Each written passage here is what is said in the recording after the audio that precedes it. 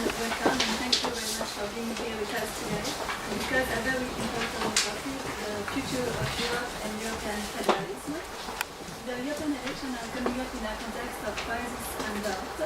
When it comes to the difficulties Europe has been dealing with these last few years, Eurosceptics and pro-European agree on one point: the Europe needs to change, but they strongly disagree on the direction these changes should take. So the Eurosceptics want to reduce European competences, and the European enthusiasts think that the solution to the current problem can be found in total integration. Among the European enthusiasts, there are growing talks about the possibility of European federalism. But is European federalism possible? Would it help to recover from the crisis? And would it be possible to be accepted by the citizens? To answer this very important question, we are very glad to welcome today Mr. Khadraoui, member of the European Parliament, and Mr. Peter Oomsels, Vice President of Young European Federalists. We would also like to thank Mr. Mete Öztürk, who will be the mediator today. So thank you all for being here today, and I hope you will enjoy the conference.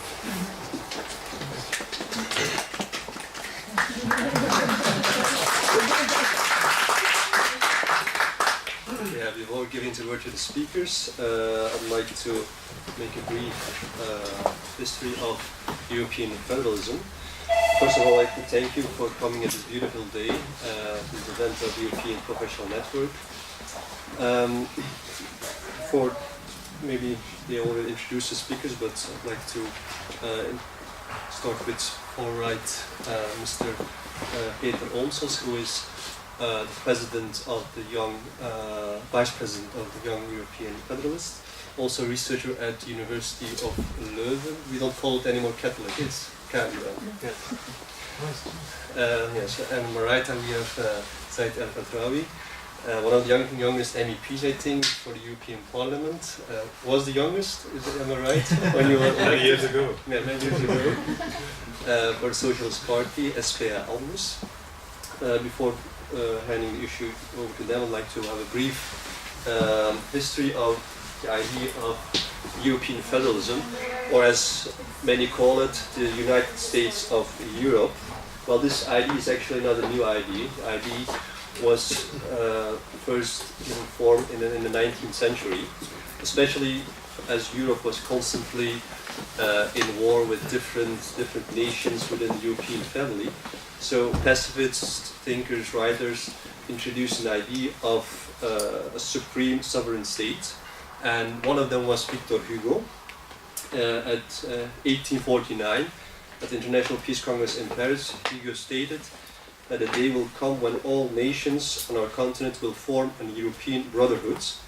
A day will come when we all shall see United States of America and United States of Europe face to face, reaching out for each other. So the term United States of Europe is a very old term. The idea was back then introduced by Victor Hugo, and remarkably, one of the nations that supported the idea was France, and they were backing the idea. The French National Assembly called for a United States of Europe in 1871. And in 1929, after the First World War, the Prime Minister at the time, Aristide Briand, he proposed the idea of a federation of European nations based on solidarity and in pursuit of economic prosperity and political and social cooperation. But it was until after World War II that the idea of the European leaders became clear, and as you all know, the first economic cooperation was formed in 1957, and but the Union at that time was based on economic integration. As we can see, the evolution of the European integration mostly based on economic interests of the nations. You can see the internal market, the Eurozone, all those developments, positive developments, have brought Europe to a great economic power. As also the former Minister of Foreign Affairs of Belgium, Mark Eyskens, actually summarized very well in one sentence the integration debate that takes place in Europe. he called the European Union as an economic giant, a political dwarf, and a military war. I think that was said in 1991. It's been more than 20 years. I think the dwarf has grown a little. The political integration has been moving very slowly, but there have been progress. But I think that the current debate that we are now facing is how far should this political integration go? Because the recent years, the problems that the EU has been facing, especially after the financial crisis and other issues like migration issues, for example, Lampedusa, the lack of political power. So we see that the institutions in this current situation do not respond these kind of challenges within the EU. And so a way of thinking, a move of especially Federalists, think that the Europe that they see in the future is a Europe with more political power, with its own government, with its own constitution, that can deal actually with these problems. For that, member states have to give a part of their sovereignty to this supranational institution. But this is a quite big dilemma, because on the other hand, you have also growing nationalism within the member states who oppose this and actually demand a more loose Europe, and that's the integration of Europe, and putting a step backward. So we are now in this dilemma, and there are some questions maybe for the coming elections about federalism, about European federalism that need to be answered and discussed, maybe mostly by our distinguished guests. One of these questions is European federalism desirable? Can European federalism give an answer to the current problems? How are we going to put shape to this European federalism? And what will be the role of member states within this new European Federation of Europe? So these are questions that are still being discussed and need to be discussed, I think. So I'd like to give the word now to, starting with Mr. Khadraoui, about his views on federalism and how is this going to change Europe. Thank you. First, I would like to thank your organization for organizing this and inviting me here today. It's a broad subject, I would say, and I would like to start by stating the fact that polls show clearly that confidence in the European Union has decreased in recent years. So people somehow don't love Europe anymore. And obviously it is connected with the financial crisis and the economic crisis and the way it has been addressed by the European institutions. And as you rightly said, Eurosceptics, their response is to say we have to have less Europe, and somehow they manage to make Europe the scapegoat of everything that goes wrong and responsible for the problems. And their solution is to have less Europe and less rules and less regulation, basically. And it's a kind of paradox, because it's actually less regulation or not enough regulation, for example, on the financial markets, that made it possible that the crisis started and created all kind of problems economically and socially today. On the other hand, Euro-federalists argue that we need more Europe to solve the problems and to get out of the crisis and achieve a better future. Now, I personally believe that the debate focuses too much on whether we should have more or less Europe, or whether we should be in favor or against Europe. To me, this sounds a little bit strange, because if I disagree with the policies from the Flemish government of the policies or the policies of my mayor in Leuven. I would not say that I should be against Flanders or against Leuven. I would love to have maybe somebody else in charge and to, let's say, to change the politicians, basically, in order to change the course of Leuven, of Flanders, of Europe in this case. So for me it's more about what does Europe do with the power it has. I think that's the first question we need to look at. And so I think also we need to be to keep in mind that therefore it's not because you are criticizing Europe that necessarily you are against Europe. Some of the critics are maybe right. I mean, I look at myself and my political group, my party. Obviously, we are very much in favor of Europe, but we do criticize the way the European institution addressed, for example, the crisis in recent years, focusing too much on austerity, obliging member states and regions to cut their social expenditures, for example, or in education, and create a lot of youth unemployment. So somehow the way the crisis has been addressed is not satisfactory. On the other hand, obviously, as a social democrat, I am very much aware of the fact that the financial markets, the capital, as we say, is very well organized in a global way.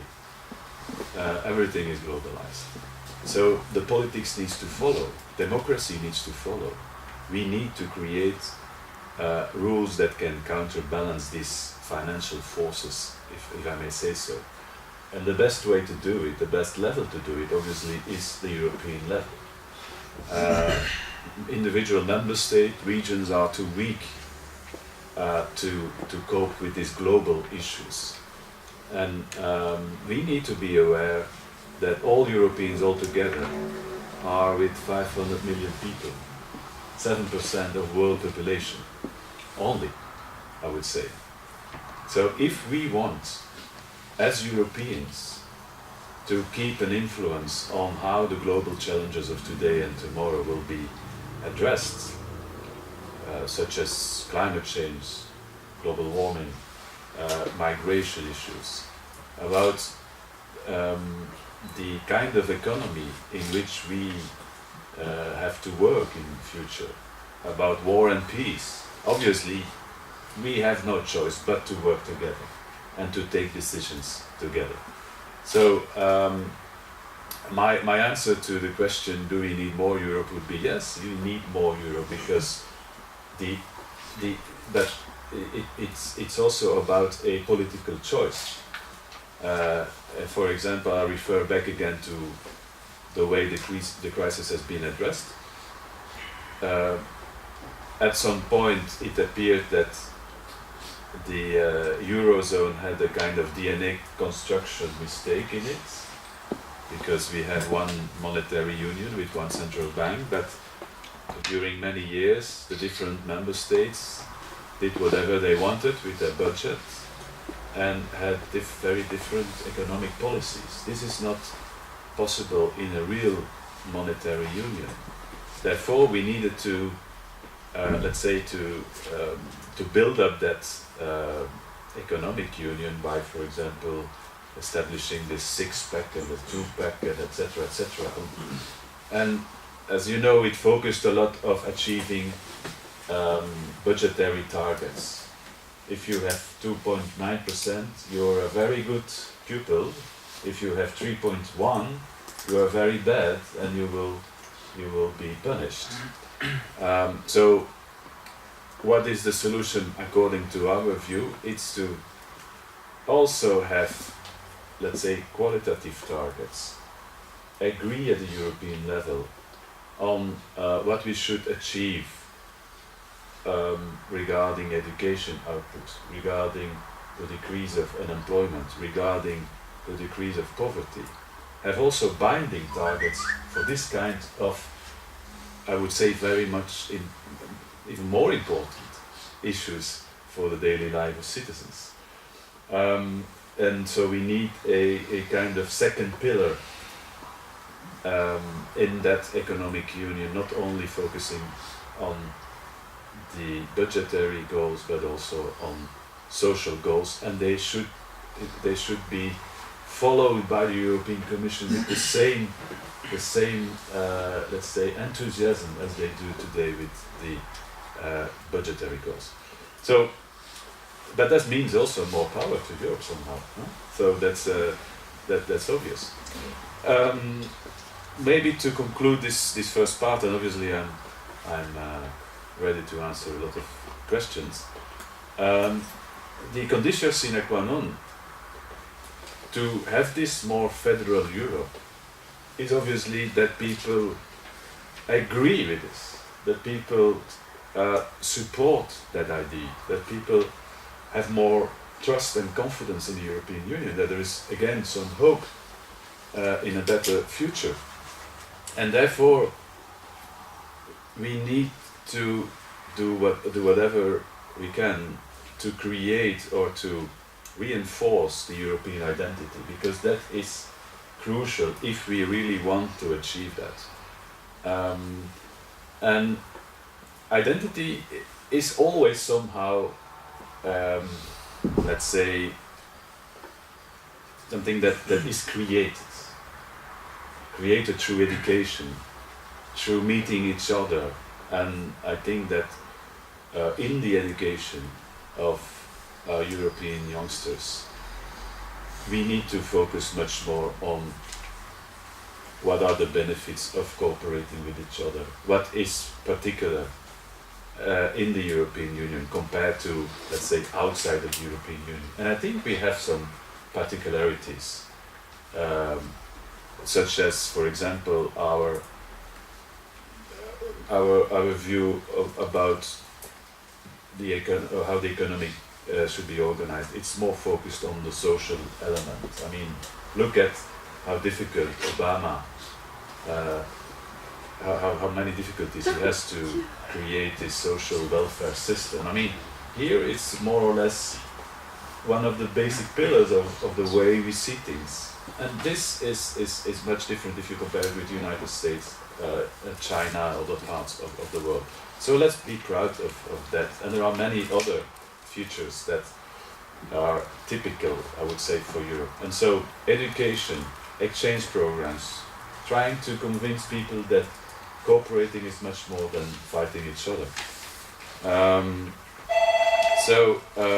And a last point in relation to that is we need also to think about the relationship between the European Union as such and the national level.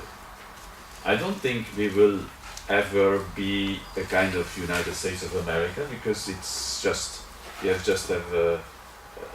we are different, we have different history, we have different situation, and I'm not sure that the United States is the model we need to follow. We will have a other model, but it can be also United States of Europe, but it will not be the same as United States of America.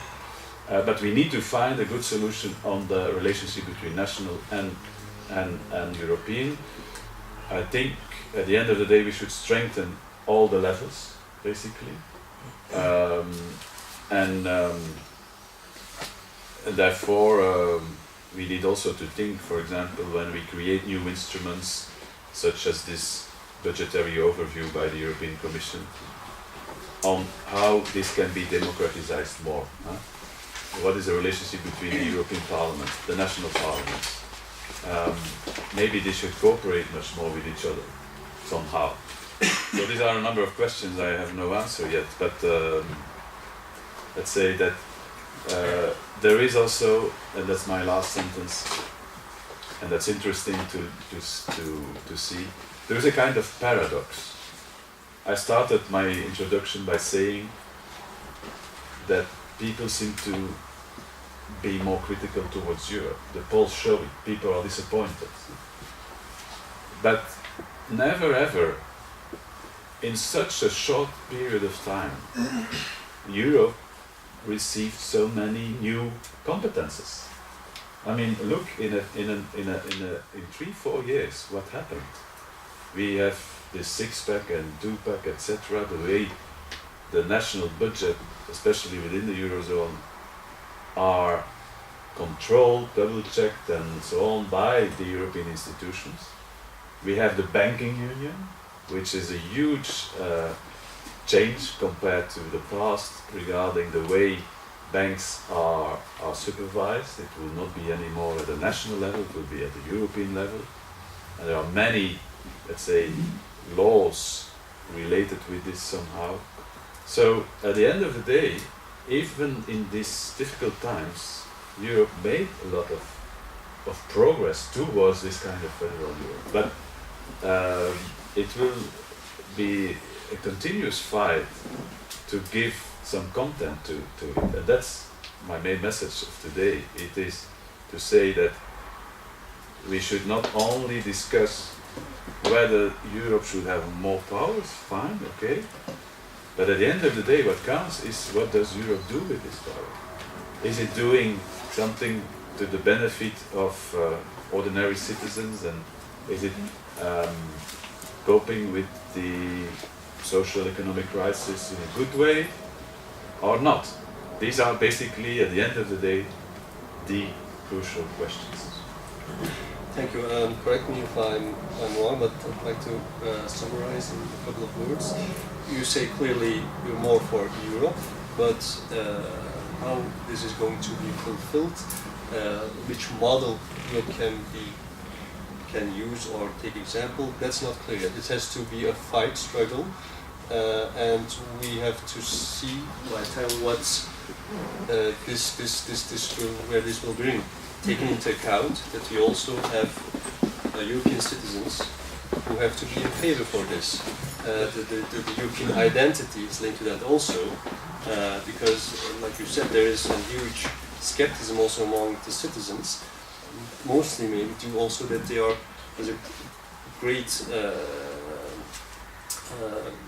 like between the citizens and the institutions. So the information they know, they gather about the European Union is like you said, mostly based on what national parties, national politics tell them is the fault, is the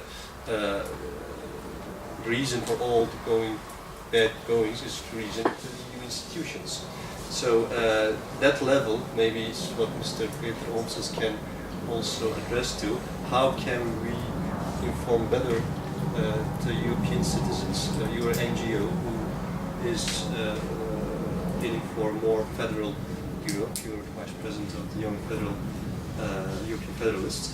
So how can this gap between the institutions and the citizens be closed? Because there is more and more growing skepticism, and at this time it seems rather quite on short term impossible that European citizens will approve this kind of extended powers for Europe.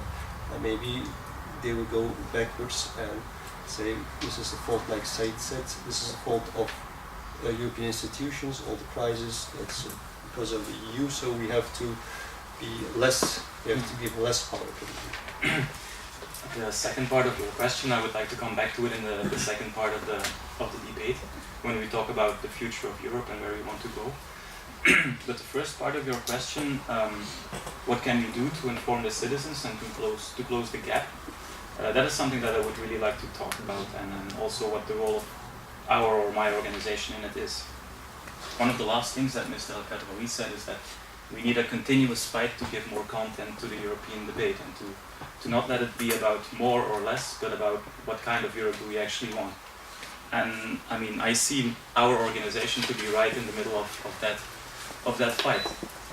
The Young European Federalists is an organization of between 25,000 and 30,000 members all over Europe, and our ambition is to, in the different member states, in 34 different countries, on the European continent, so not just the European Union, to inform people, to organize debates, to organize street actions, to speak in universities, to speak to people on streets, on market squares, and anywhere we possibly can, to invite them to join with us in a debate about Europe and why they would want to join and why not.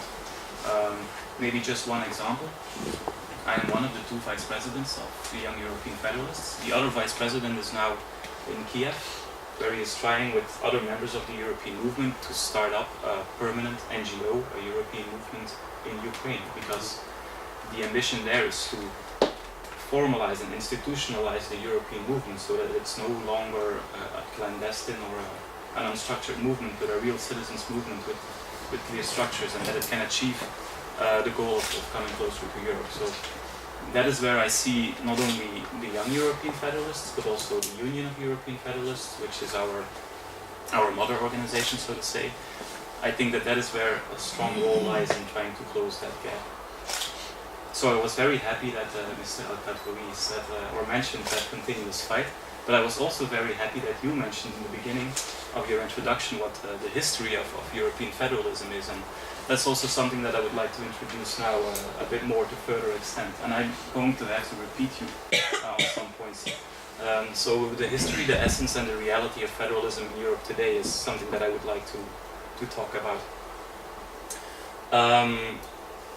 One of the first things you mentioned is a quote by Victor Hugo. I'm very sorry for the people that can't really see the screen, but I'll say what's on. So the quote that was mentioned before is repeated here. And in 1849, Victor Hugo already called for a United States of Europe.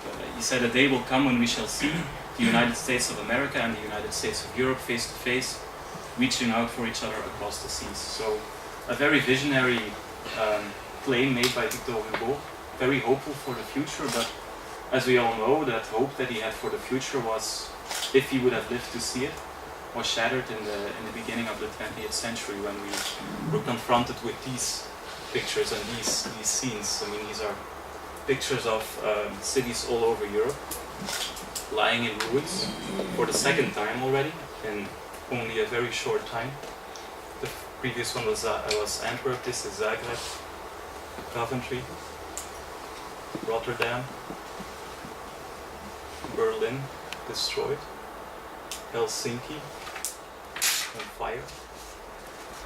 I mean, and the responsible for this disaster of the previous century was the clash between nationalistic ideologies, the clash between nation states striving to become the bigger, the better, the stronger, and in order to do that they had to make sure that the other ones weren't as strong as them, and that led to terrible clashes in the past.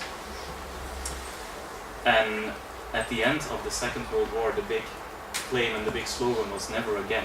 No more war, nooit meer oorlog in Flemish, nie wieder krieg, plus jamais la guerre in French.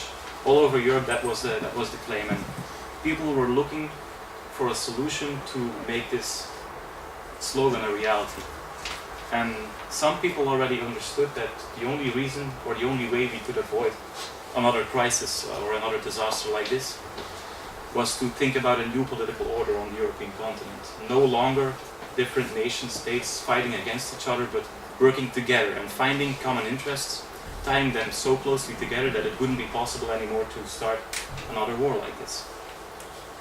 And one of the people that was very prominent in pushing for that idea, and also the person that started up the European movement, of which my organization now is the descendant, so to say, was Altiero Spinelli. He said that if we would, after the war, just go back to the Europe as it was before, then another war was more than likely to follow. So we needed something else. So 100 years after Victor Hugo called for the United States of Europe, there was Robert Schuman in May 1950 with his Schuman Declaration, who really made the first step towards what would have to become, or what he wanted to become, some sort of a federal European Union.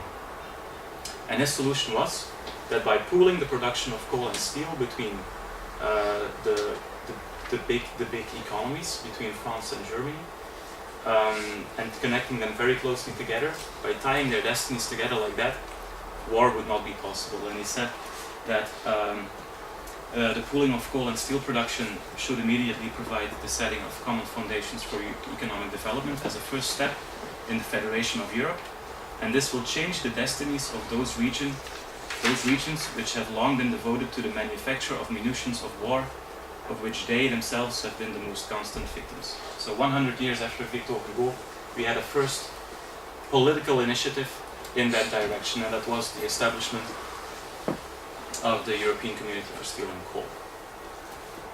So as you know, that was 6 countries taking that first step, 6 foundational countries. Now, Schuman envisioned a federal Europe, and that is not necessarily the same as the United States of Europe, and that's also not the same as Europe as kind of a bigger version of France, with a centralized government who decides everything for the rest. A federal Europe, or federalism as such, is a political concept that has a very different meaning than centralization. So just to make this very clear, I listed the things that federalism is and the things that federalism is certainly not. And this is very important when you discuss the future of Europe with different people. If you discuss a federal Europe with a British citizen, or you discuss it with a French citizen, and you mention we need a federal Europe, both of them will understand something completely different. So you always have to say, or I always have to say, what I mean when I talk about it. Federalism is first and foremost size matters. We're stronger when we're bigger. Like Mr. Khadraoui said, the European population is 7% of the global population, and we will not be able to defend our citizens if we do not do it as that 7%. We have to pull together in order to have any sort of effect. It also means that we're united in diversity. That means that we come together to do something as in cooperation. We do it together, but we make sure that everybody maintains his own identity. If we go towards a United States of Europe or a federal Europe, we do not want the British people to become the same as the Croatian people. No, they have to be able to maintain their own identity, but work together in a political system that respects that identity. It also means sharing of power. It means that, again, I'm going to keep referring to these examples because we're getting used to them now. It means that some of the competences of the British government will necessarily have to transfer to the European level. But only those competences that fit on the European level. We should not strive for a European Union that tries to do everything. We want the European Union to do what it does best, only those things in which size actually matters. The fight against climate change. I mean, there's no rational reasoning why we should leave that up to the nation states. What is Belgium going to do against climate change if Europe is not doing it together with them? There's nothing we can do as a small country. And the same goes for Germany or France. This is a problem they can't tackle by themselves. The regulation of the capitalist market system is another example. There is nothing that a single country can do by itself. Another very important aspect of federalism is democracy. What we should definitely avoid is a political system that is closer to what we have today in Europe, which is strong in regulating, which is strong in providing policies, but for which the democratic legitimacy is not very clear. We have a European Parliament. It has powers, and it has more powers than it had in the past, but it is not an ultimate democratic system, and we could work on strengthening the democratic level of Europe. So if this is federalism and the other side is not federalism, then where is the European Union of today? Well, it's kind of in the middle.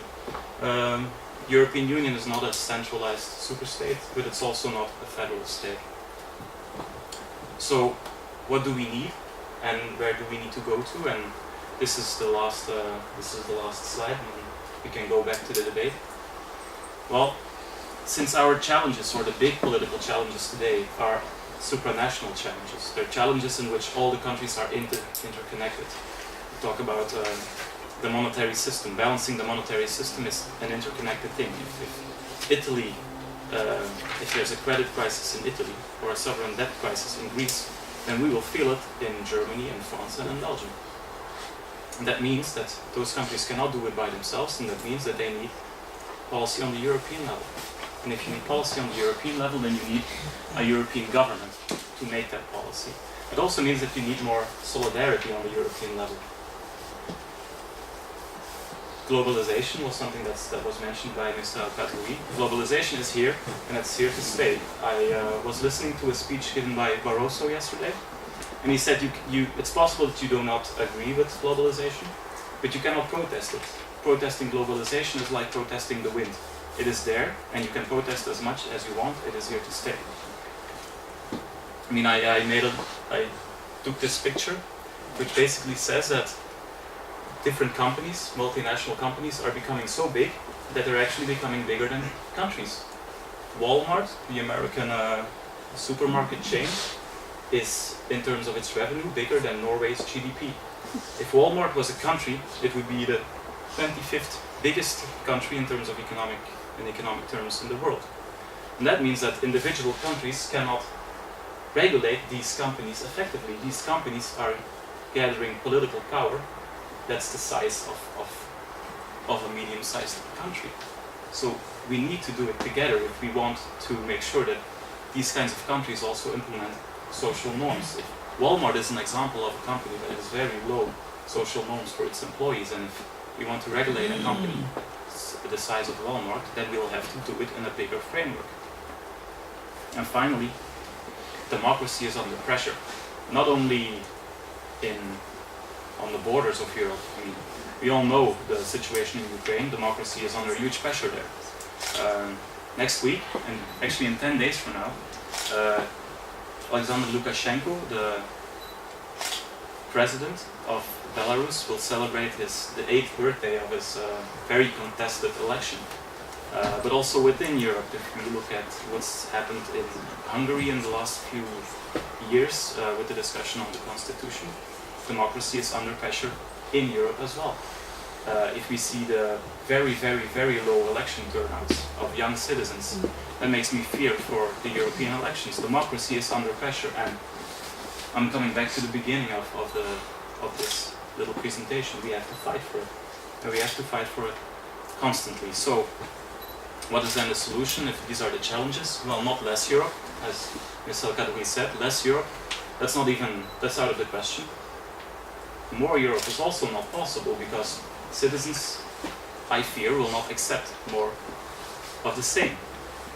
The discussion cannot be between less or more of the same, because more of the same will lead us even further into a loss of trust in the European institutions. So what we need is a different Europe, and we think a federal Europe, because a federal Europe is a Europe that takes democracy into account, that is strong enough to counter globalization, and that will promote solidarity on the European level. And that is the ambition that we have for the future of Europe, and how we can achieve it is something that we might talk about in the next round of the discussion.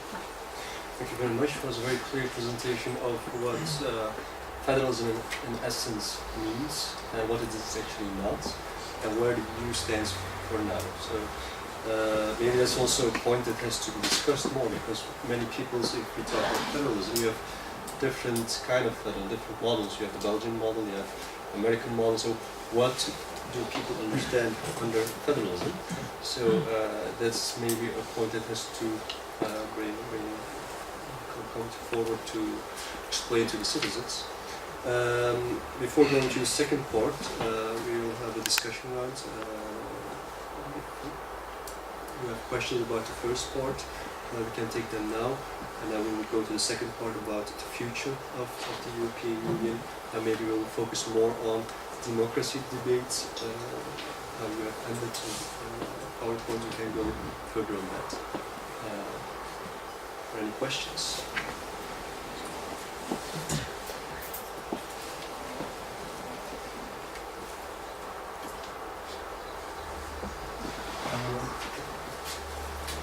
Peter mentioned about the democracy is in danger because that there isn't enough interest by the young generation for the European Parliament elections. Why do you think people are not really showing interest in the not only MEP elections, also even as a British citizen, I mean, even in England, for example, the percentage of turnout wouldn't be really, compared to my home country, Turkey, is quite low when I compare two different countries. Secondly, to Khadraoui, when I look at the social media discussions, there are a lot of skepticism on the EU, especially the institutions in Brussels, and people are more or less like complaining always about the bureaucracy and etc.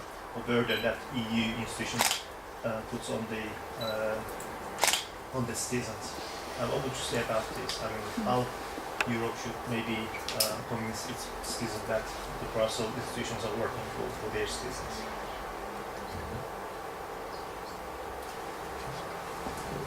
Yes, I'd love to answer the first question that you asked. Democracy under pressure, why, and why young citizens? I think that young citizens are not only, the low turnout for young citizens is not only for European elections. You see low turnout of young citizens in all elections on all levels. In Belgium, of course, we're in a different system because we have obligatory voting. But it seems that the young citizens are maybe losing interest, losing faith in the capacity of democracy to deal with their problems. And I mean, if I look at my own life or my own situation, I can understand why that is. For instance, if you look at the European level, the way that the crisis has been dealt with. I mean, the European Union does a lot of extremely good work. The European Parliament does a lot of extremely good work, but the crisis and the reaction to the crisis was not the prime responsibility of the European Parliament. That reaction was decided upon by the European Council and the European Troika in the countries where it applied. And those are not democratic institutions. Democracy was not perceived as the solution to the problem of the crisis by the European Union. So how do you expect then that citizens would feel like democracy is the solution to their problems? I think it's a very normal thing to expect and to see that people do not have faith in democracy anymore in that case. If they see that that democracy is not what decides the political reality of their life or their lives. Another example is my girlfriend is from Italy. And Italy is a country in which government after government falls up on each other. And I mean, even if you would say that the elections have their effect on how government in Italy is made up and how parliament is made up, it's not a very reassuring signal to citizens to see that that is what democracy is. So in that respect, there is a lot of work to be done in education of citizens, but I also think that there is a lot of reflection to be done by the way we practice politics, because democracy is not the leading paradigm at all times.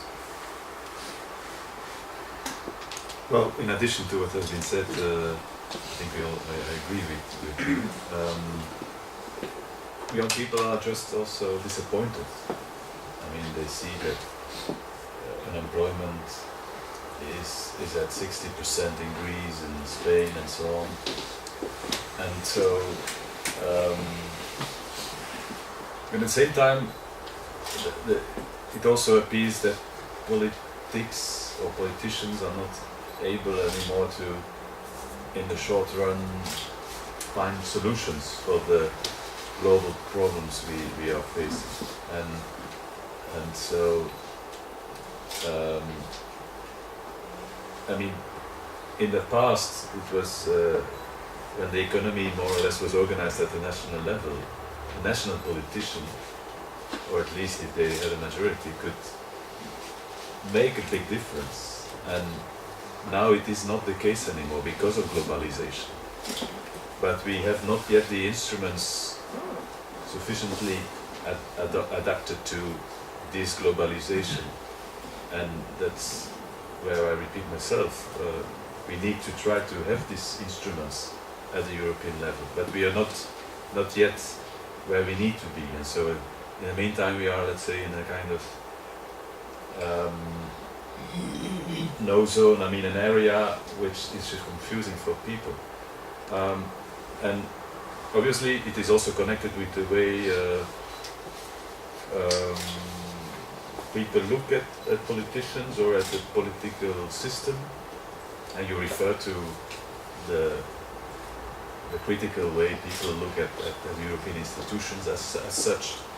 But it's also connected with the way media look at this and with what people know about democracy and how it works. I think there is also a problem.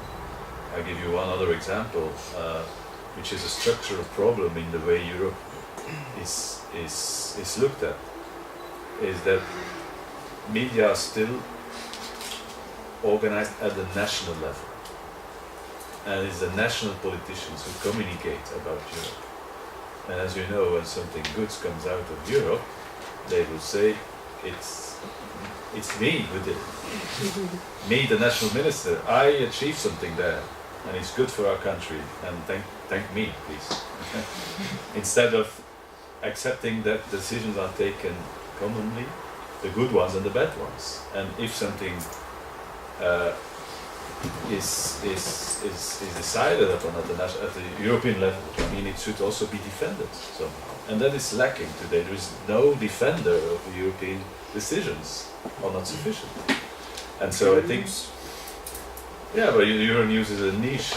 It's maybe 0.32% of European population who looks at it. So that's the issue. We don't have a kind of European media, and that's also connected with the issue of creating a European identity. I fully agree that this identity should not replace the diversity we have in Europe. Is this part of who we are?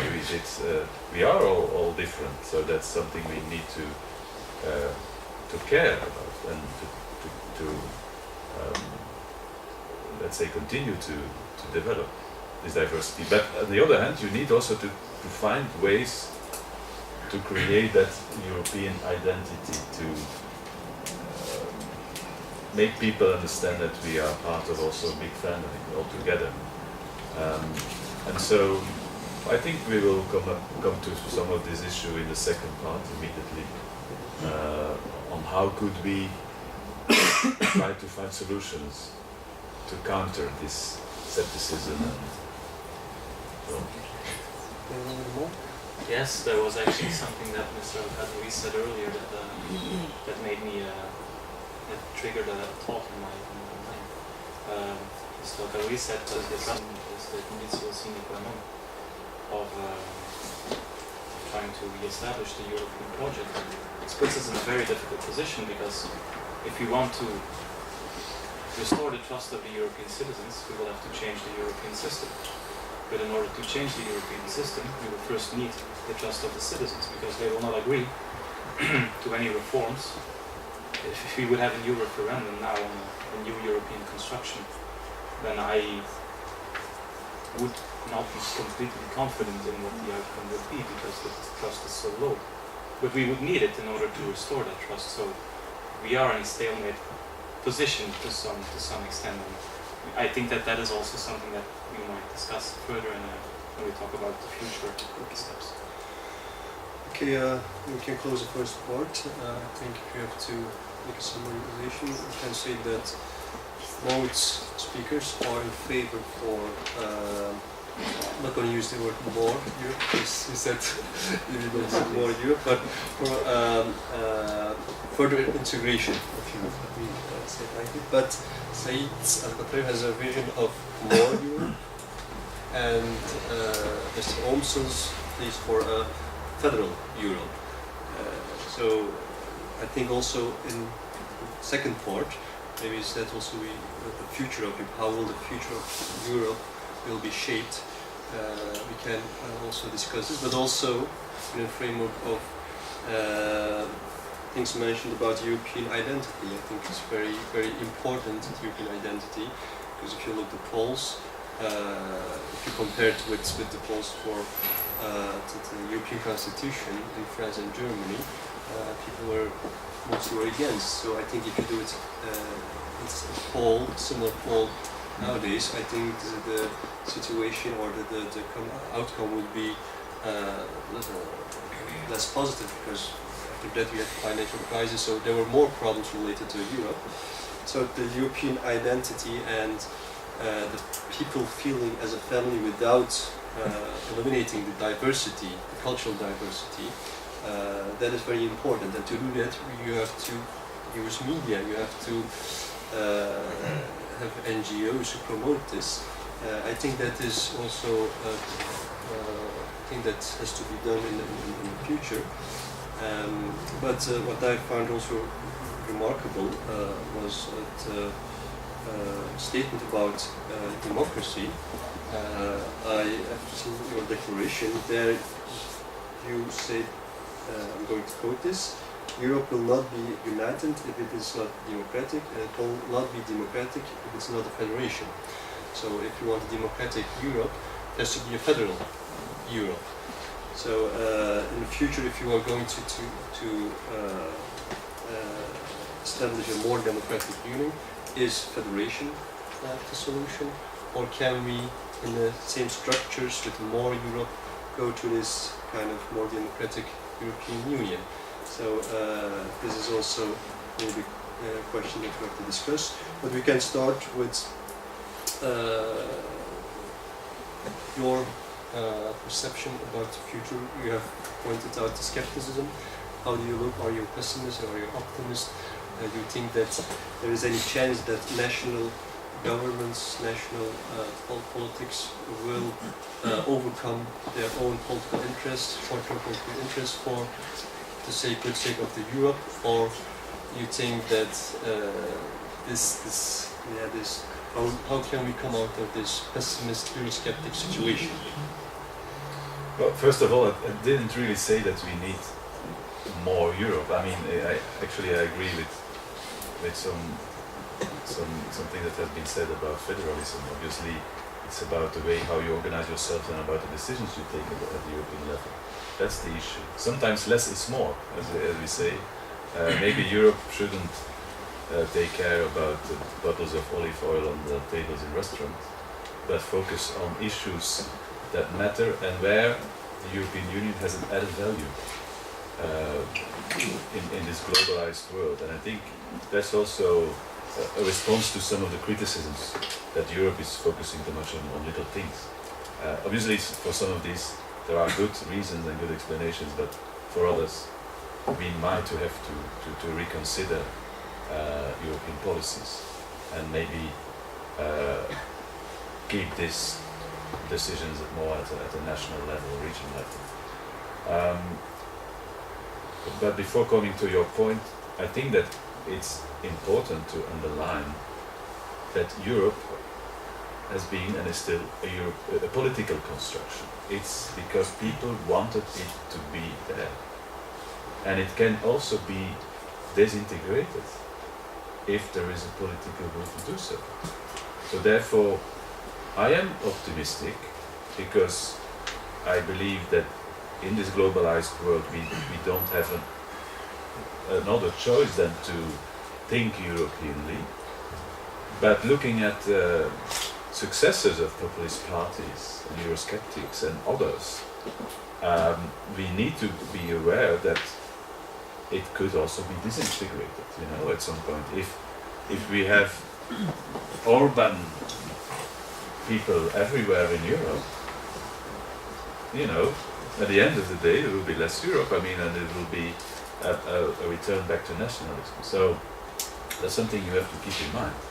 Now, how can we ensure that Europe has a good future to the benefit of our citizens? I think there are three things necessary. First, we need to think about strengthening democracy. Secondly, we really need to be prepared for the economy of tomorrow. And thirdly, we also need, finally, to create this social Europe which takes care of people also. And I will briefly say something about the three issues. Democracy has already been mentioned. How can we change the way we take decisions in order to be supported by more people? And how can we connect people with Europe? Again, how can we create confidence and hope and trust and so on? I think that it's not so easy to answer because we all know that the higher the political level, the more abstract the decisions are. I mean, if I am a mayor in a little town and we decide to reshape the Grand Place or build a library, people know what it is about. They can look at the plans and they can say I'm in favor or against. But if you are talking about how should we reform the banking sector, it's more abstract, you know, and it's more difficult to explain what you're speaking about. So that will always remain a problem. But nevertheless, we need to democratize Europe and for example, strengthen the parliament, as you said, by giving it also the right of initiative, because we can only respond to proposals and we have to strengthen, let's say, the possibilities to really start with new legislation to cope with the problems we have to face. One interesting way of trying to Europeanize politics is to politicize Europe. And we try now to do this by starting with this idea of, let's say, our candidate for the next president of the next European Commission. We started preparing this already the day after last elections, because what happened? In the last election campaign in Europe, I mean in 2009, we as Social Democrats were faced with a big problem. For the right-wing parties it was very easy. The next president would be Barroso. He was already president of the European Commission.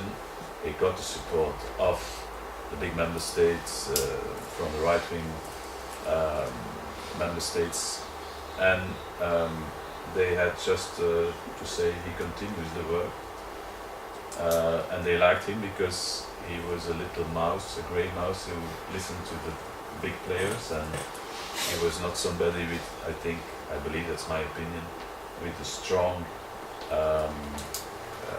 vision about how Europe should be led. But we as Social Democrats, we are no really a candidate, no real alternative. And moreover, some of our prime ministers, such as our Spanish prime minister and Portuguese prime minister, oh yeah, we support Barroso. But how can you then explain to citizens that you have an alternative, that you have a different vision about the future of Europe if you don't have an alternative which is, let's say, symbolized by also an alternative personality? Because you know, today politics is not only about ideas, it's also about people who symbolize this idea and who can personalize this. And that's why we really wanted that the next time we would have a real alternative. Not only an alternative program, but also somebody who can symbolize that program. And now we are there. All the parties now have their own candidate for the presidency of the next Commission. We have chosen Martin Schulz. Yesterday the EPP chose Mr. Juncker. We have Mr. Verhofstadt, and so on and so on. And this will enable, let's say, the national parties to explain that the European elections are not only about, let's say, are you in favor of Bart de Wever in Flanders or against him or something like that. No, it is about the direction Europe should go. And interestingly, that helps us in this debate, recent polls show that Social Democrats and the EPP are very close to each other. I mean, if you count the polls of every country altogether, then at the end it appears that we are very close, so that we can change the majority somehow. We can, people can decide during the election whether Europe the next few years would follow the current center-right direction or do something different and choose for center-left direction, led by the Social Democrats and by Mr. Schulz in particular. So that's one way to deal with it, but we shall have to do many more things. I mean, in order to close the gap between ordinary citizens and European politics. Secondly, we need to prepare the future economy. And obviously we will never be the cheapest workforce in the world. Chinese and Indians will always be cheaper. We know that. So we need to be more productive, more creative, more smart. And therefore we need a Europe that is able to prepare the change towards a carbon-free economy. And therefore Europe needs to have an industrial policy, needs to focus more on research and development, on education, on making people stronger and smarter, basically. We can do a lot through investments, but also through pricing regulations, mechanisms, and through regulation as such. And we have to do it in all kinds of areas. In housing, in energy, in transport, there are many things we can do. And I think that we need a kind of global plan in order to really go towards this new economy. And Europe should be the driving force in this. And thirdly, we really now need a social Europe. I mean, and we should avoid to make it a vague concept. Of course, everybody's in favor of social Europe, but what does it mean? It's a Europe that takes care of people, obviously, and it's not that in all its decisions considers, let's say, the social element as a core issue. And I already referred to the example of the way the European institutions and mechanisms are looking at the budgets. This should be balanced. We should have this second pillar, which looks at the output, looks at the results for the ordinary people. When we speak about employment, about poverty, about education. And then I also think that we should, for example, attack social dumping, because many ordinary workers are suffering from the loopholes in the legislation, which allows some employers to misuse workers from poorer countries, to let them work in, for example, Belgium at lower prices, and so on and so on. And this creates an unfair competition, which is bad for employers who wants to follow the rules, but it's also bad for the workers who have to work in very bad conditions. So I think it would be good for everybody if we have clear rules which can be controlled easily. And so we need more. We need to close the loopholes. We need to enable inspection services to work together much more easily, and so on. And finally, we need to strengthen the social dialogue between workers and employers. After the Second World War, Europe was, of course, in a very bad shape. You showed the pictures of the cities that were destroyed, and we had to build up everything from scratch.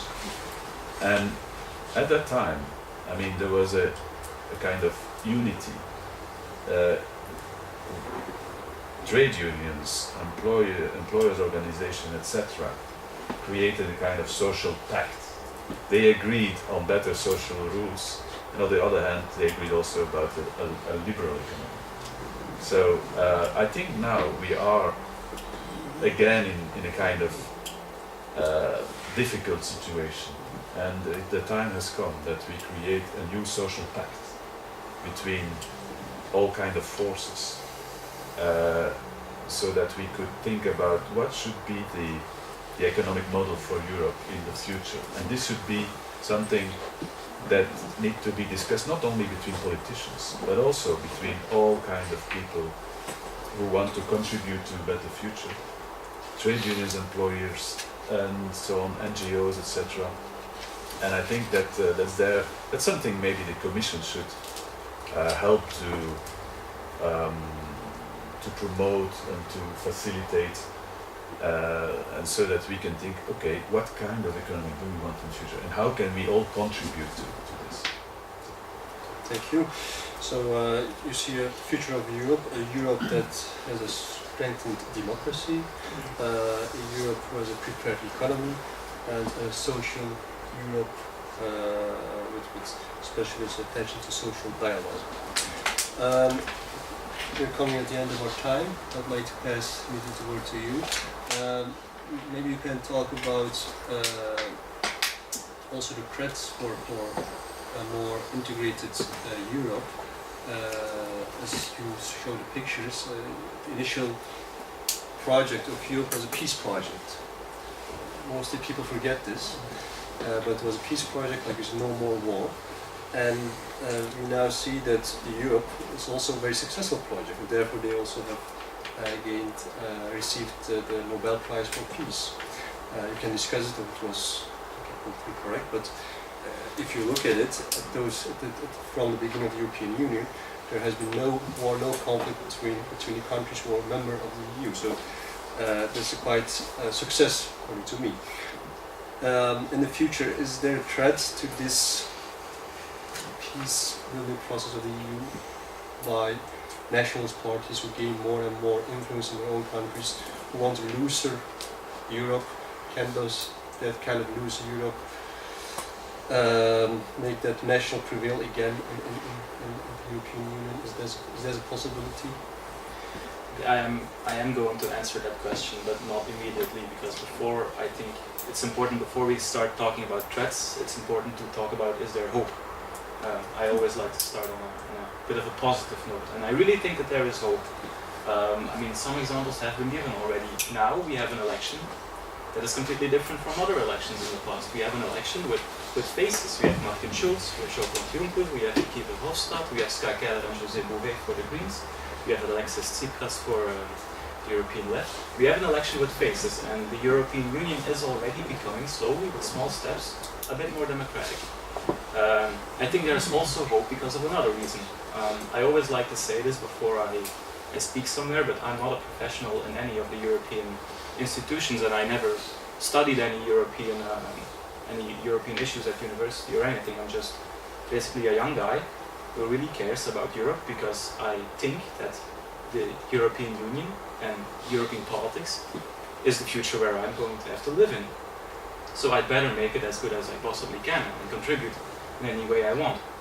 And whenever I talk to citizens on the streets and they are negative and they don't believe in it, then I'm always very happy if I can go back and talk to my friends in the Federalist organizations or in the European movement, because that really shows that there is actually a large group of young people that really care and that want to invest a lot of their private time without being paid for it to contribute to this project. And as long as that exists, I think that yes, there is hope. But there are also threats. I agree. Basically, the elections will be very important because we have three choices. The first choice is that people choose for Eurosceptics. Their solution is, or basically their reasoning is, we have problems, immigration, unemployment, our companies are moving away, and this is happening because of Europe. Europe is making all these problems worse. And if we want to be able to deal with these problems, we have to leave Europe. That's their reasoning, that's their solution. There will be people voting for them, but I have good faith, and I hope, good hope, that not everyone will believe that story. I think that it is a story that is extremely easy to fight against. There are very, very, very solid arguments against it. If you want to know them, come talk to me after the debate, because I'm not going to recite all of them right now. But I think they might grow a bit, the Eurosceptics, but they will not capture the parliament. The second threat, or the second choice, which is according to me a threat as well, is that people vote for the Conservatives in the European Parliament. And I think that that is actually a bigger threat, than the vote for the Eurosceptics. Because a vote for the Conservatives would actually be a vote for what we see as more Europe, more of the same. The Conservative approach to Europe is integrating Europe step by step, day by day. Whenever there's a crisis, we integrate a bit more in order to deal with it. And my fear is that we will not be able to keep that trajectory, that is going to be impossible. I mean, these small steps, whenever there's a crisis, that is what's pushing people away from it. I mean, do we really need to come to the verge of the monetary collapse before we start thinking about a banking union? Do we really need to push the Greek economy to a youth unemployment level of 54% before we start thinking about implementing a youth guarantee? I mean, are we going to wait for the next financial crisis before we are going to start issuing common European bonds? And are we going to wait for the effects of climate change before we are going to do something about a European climate approach, a real common approach? And do we really have to wait for Russia to invade the Ukraine before we start thinking about a real European foreign policy and potentially even a European defense policy? The last American tanks have left the European continent about a month ago.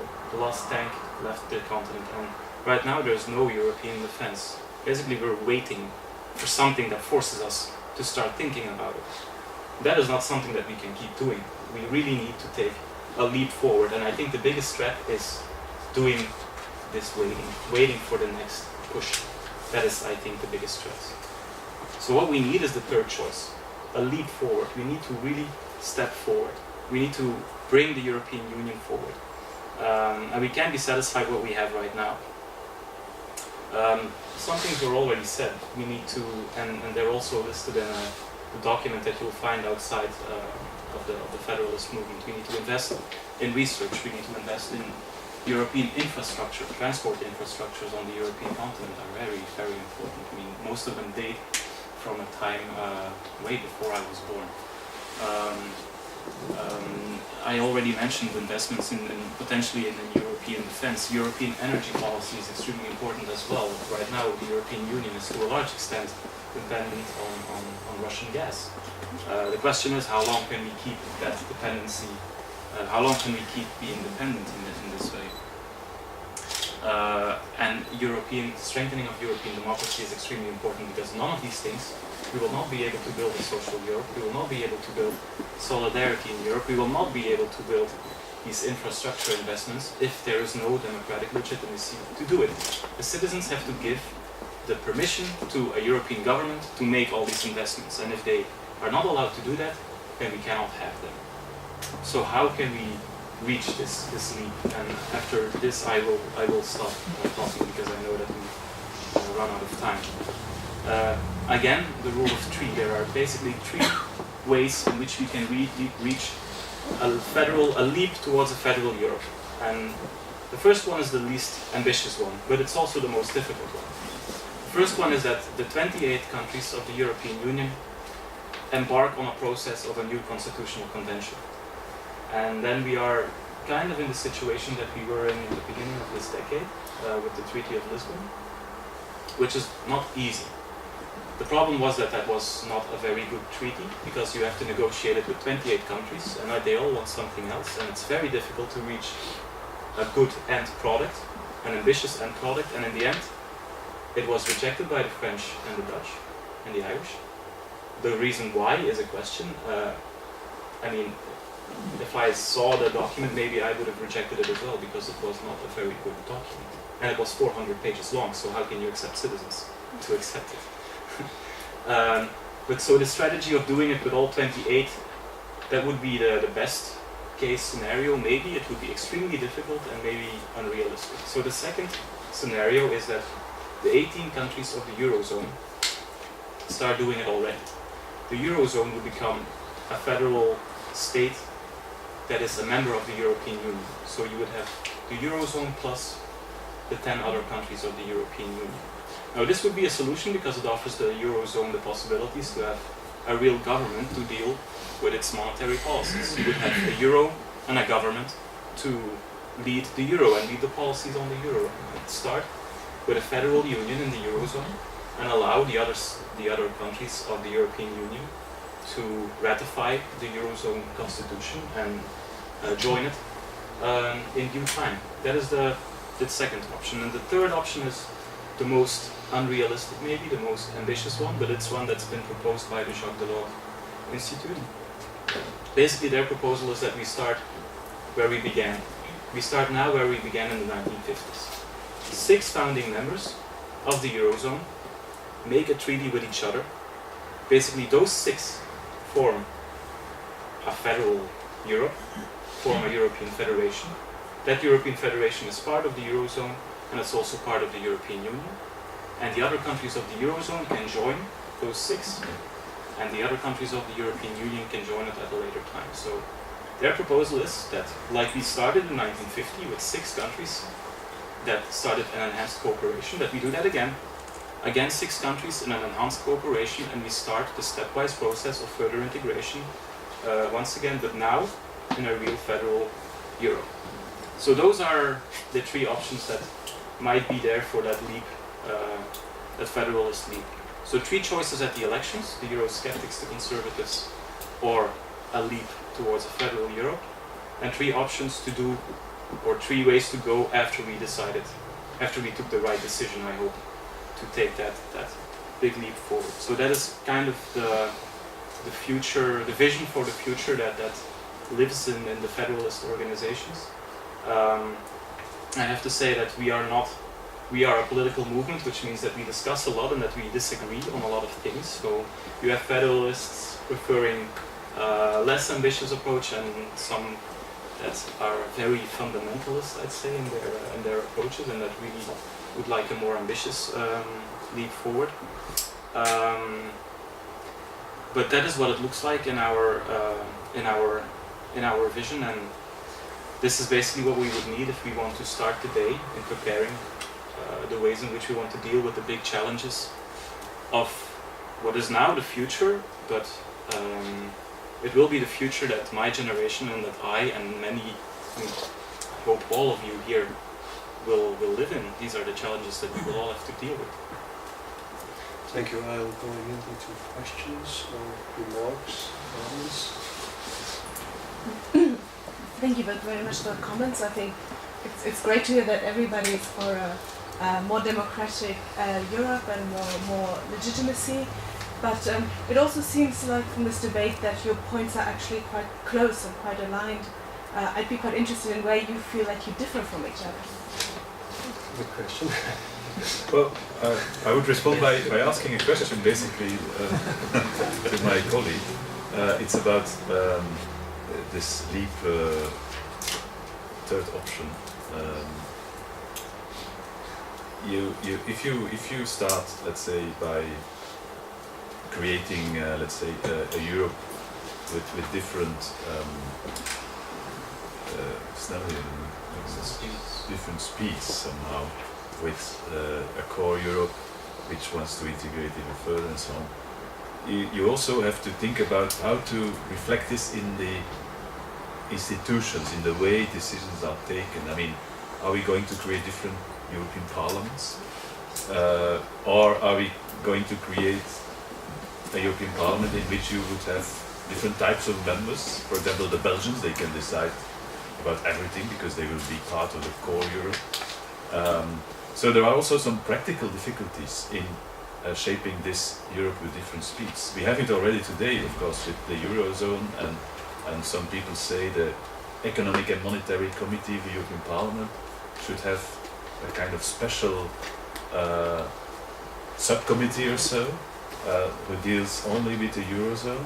And then the question raises, can only members of those countries be part of that subcommittee? Or can, let's say, the Bulgarian and the British colleagues also decide about the future of these countries? So I'm just trying to explain that it might create some more problems and extra confusion, and I mean, will it help for the ordinary people to understand what's happening and who decides what?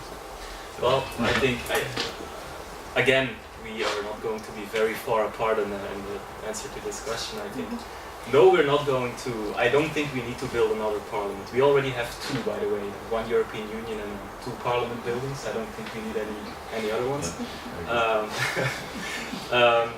But it's like you said, we already have a Europe in different speeds. More than two, actually. We have the European Free Trade Area, we have the European Union, we have the Eurozone. Right now, Norway is also part of some deliberations in the European Council and just doesn't vote on the decisions, but they're there. When there's a vote, they have to leave the room. Why not, if this is already the reality, why not make it also a democratic reality? Why not also make it so that we don't only have a Eurozone that is more integrated, but why not give a government to that Eurozone?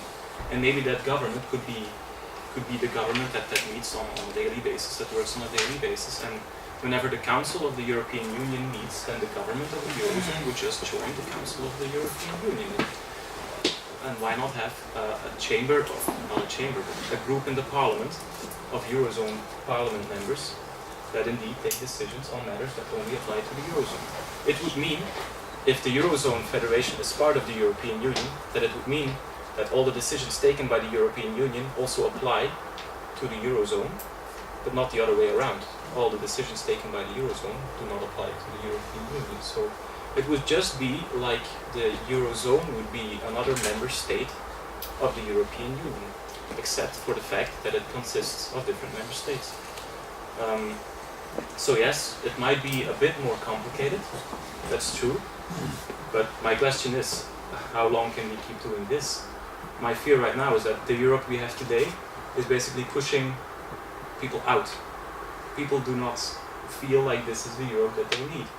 The Europe that we want is a Europe with a core of gravity, a core that is attractive to people to join, a core that looks like a monetary union with a common currency and a government that is actually able to manage that currency. And that's going to be a Europe that pulls people in, that people will say, we want to be part of this. This is a Europe that can work for us. This is a Europe that can actually offer us jobs, that can actually offer us a stable monetary policy that will make sure that we are not going to lose money, and that we will be able to defend ourselves in the world. That is the Europe that I think we need, a Europe that is back, that is attractive again, that pulls people in, instead of one of which people say, like, I've had it with this. I don't feel like this democracy does not serve my or our interests. Yeah, I just had a question. You said that going back to, that you had this idea of maybe going back to the 1950s and starting again. But what happens in 60 years if you have this core and then people join when they want again, when they want to, or when they feel that it's in their interest? Why is it not going to be the same 60 years in the future that we have the same problems again? We'll take maybe some other questions also. But no other questions, then we can answer them. I just mentioned earlier that the interest in Britain. I'm sure Britain is one of the strongest countries in the European Union, and David Cameron is planning to do a referendum in 2016 whether to divorce with the European Union or not. Do you think this will be a good thing for federalism, like more federal Europe, well integrated, or it will be a blow to the idea of federal Europe? Other questions? Okay, then I think we can start with the first question regarding the core. What will happen 60 years later if there is another kind of problem that we have to again integrate, or we have to form another core? Well, it was his proposal. but I mean,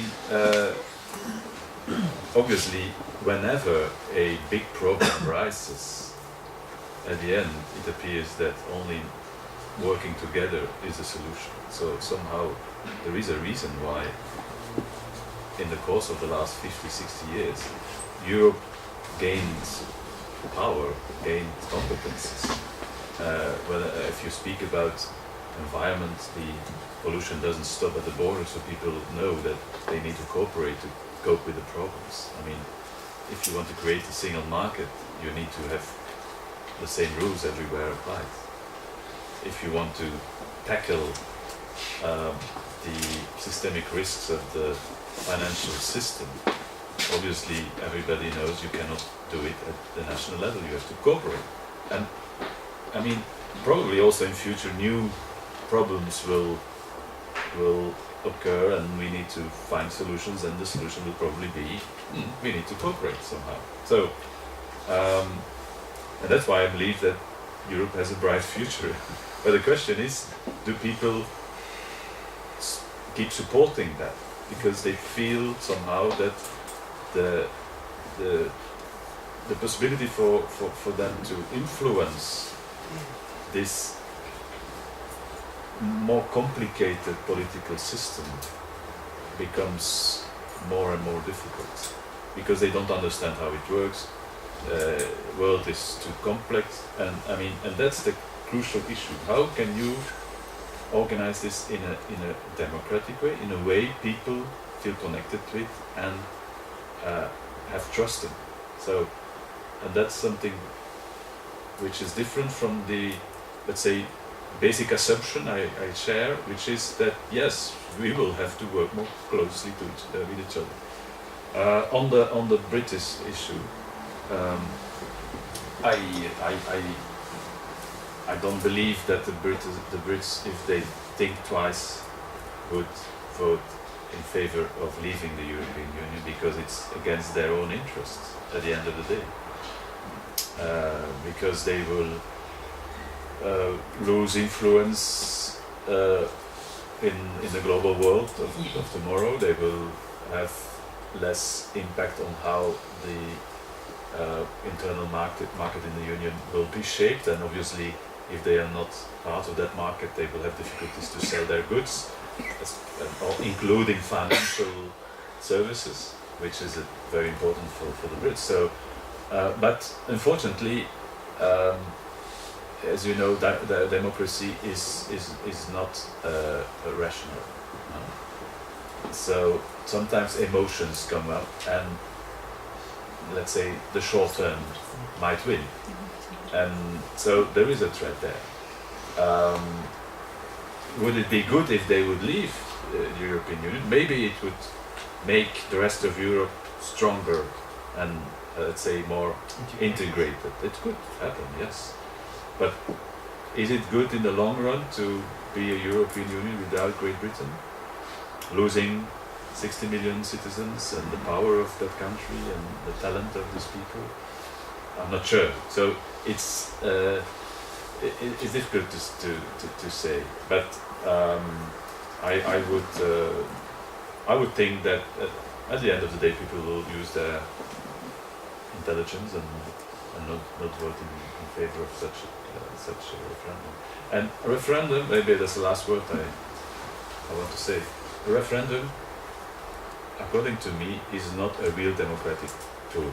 We need to find other ways to enable people to express themselves. Because, as you said clearly, how can you expect people to read a text of 400 pages in a legal language, a judicial language nobody understands? People will, in such circumstances, not vote in favor or against the text, but in favor or against the context, the national context, in favor or against the government, the prime minister, who is popular or not. So that's the problem with referenda, and so well, that's also the danger of this. You have something else? Yes, about your question, when we would go back to the idea of the 1950s, would we start from zero again? Well, no. When Isaac Newton was asked what science was to him, he said it's starting from zero all the time again, but standing on the shoulders of giants. You always stand on what came before you. You learn from what came before and then you build on that. And if there would now be another integration of 6 members of the European Union, then that would be standing on the shoulders of a huge giant. They would stand on the shoulders of the current European Union. So we wouldn't start from zero again. We would build on what we have right now, but we would do it with an institution framework that guarantees democracy, the division of competences in a good and organized way, and that could guarantee a future of of progress. And that connects to the British problem. The British are very Eurosceptic. They're very afraid of what Europe wants and what its goals are and what it does. And they're so afraid that actually, in their fear, they block any kind of attempt to improve the European Union. If we would now write a fantastic treaty that completely changes the way that Europe works in a very good way, I'm not sure if the British would accept it anyway, because they just don't want to. I mean, their willingness to take the European project further is at its limits. Yeah, even if it's a good step forward. So, would it be a bad thing to lose Britain on the way? Yes, I think it would be. Because the goal of a federal Europe is the pictures that I showed in the very beginning. The goal that which we always have to remember is that we want to avoid that from ever happening again. We can only do that if we do it together. We need Britain in to avoid that something like that could erupt once more. We need to do it together. But the proposal that I made, well, I didn't make it, I mean, the Jacques Delors Institute made it, and I'm talking about it, is that for a short while, a few countries would go forward, while the other ones stay in the European Union. Britain would stay in the European Union as it is today, while a few other countries take it a step forward. And the reflection or the projection is that those few countries, that they would slowly grow, that other countries would join them, and that Britain, if they would ever feel like they want to, then they can join. They will still be part of the same European Union. It's just that core of a few countries will have moved further. So we would not lose them in that respect. I mean, it will be better if we have two-tier speed European Union. While one is on the enlarged one, other one is a little more like focusing on the unification. Yes. I would very much prefer a two-speed Europe than a stagnant Europe. Very much. Final question. We're over time. Maybe going back to the public support, which is for me very important. And you also talk about the issue of education people. I think if you want more federal Europe, we need to have more people support. But we want a more federal Europe, but at the same time, people support, public support is going down. What kind of tools we have when we look at it? We have, as you said, media, but we have only one media at the European level, and which is only 0.2 or 3 people follow it. If you leave it to like NGOs, I wonder how many Europeans are attending or following the NGO activities. I think it's very few also. So there is a shortage of instruments that people know and people are get aware of what's going on at the European level. Because maybe you have achieved a lot of brilliant things. You have made very important decisions, but people are not aware. People do not know about it. In that respect, I think the most practical tool could be education, because every people get education. But I know that it's not in the competence of the European Parliament. It's in the competence of national governments to interfere in the curriculum.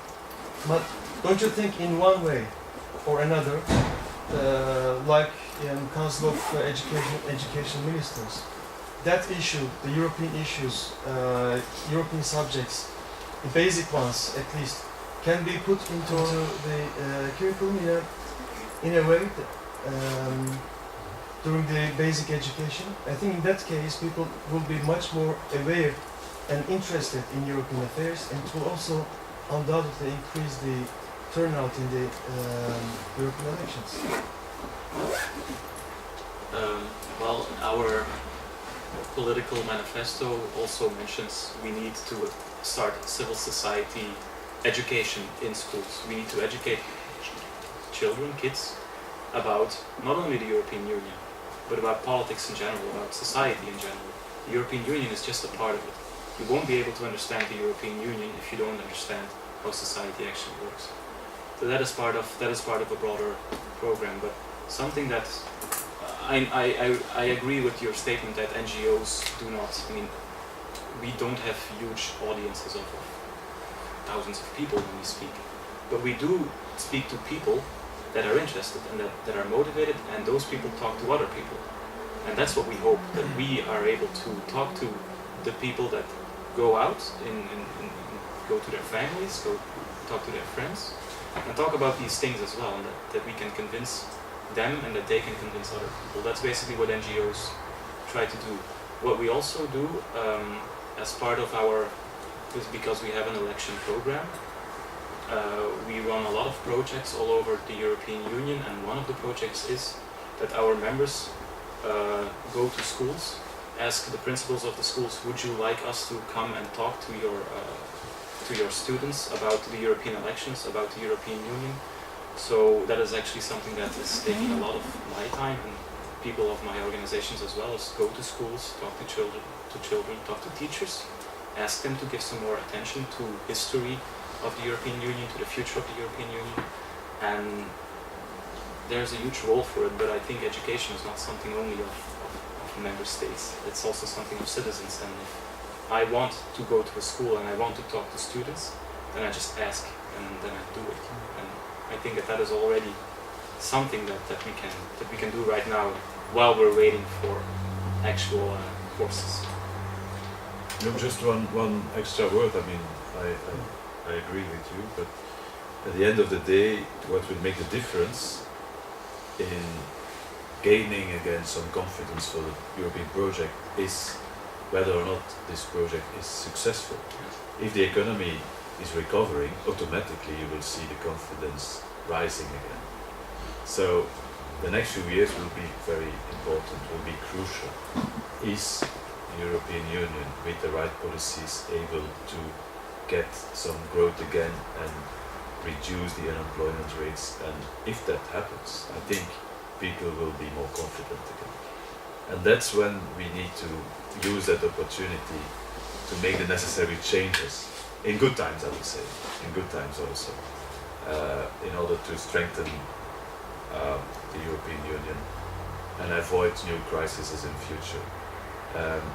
And about communication, that's a difficult issue. It's we can do it at grassroots level, we have to do it at grassroots level, but somehow the media needs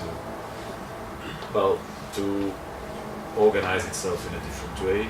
And I think one of the ways to do it is to, maybe it sounds like a paradox, is to strengthen the national parliaments. The national parliaments have to play their role of the controller of the executive much better than today. They should ask their ministers who represent their country in the council to explain before they go what their position is, and after they go back to explain what is the outcome. And then you can show to the ordinary people that they are really part, that their country is part of Europe, that the decisions at the European level are not taken by some unknown bureaucrats, but are taken in a common way, I mean, all together. And to avoid that these national ministers communicate only about the good things as if they take the decision, and about the bad things when Europe was. Okay, thank you for your attendance. I'd like to thank the speakers for their interesting views and remarks. I think both see a hopeful Europe, but there are challenges, and like Mr. Khadraoui said, we have to continuously fight to overcome those challenges. These elections are very important. There are now political phases, so this kind of programs, this kind of meetings, citizen meetings and meetings with NGOs, they've already started a year ago, so I think it's very important that Europe also takes the initiative to support these kind of meetings with citizens, and that we are informed about what's all going on. And I think it was very educational debate, especially about federalism. So I'd like to thank you all for coming here in this nice weather, and I hope you enjoy your day further. Absolutely. Thank you. I think there is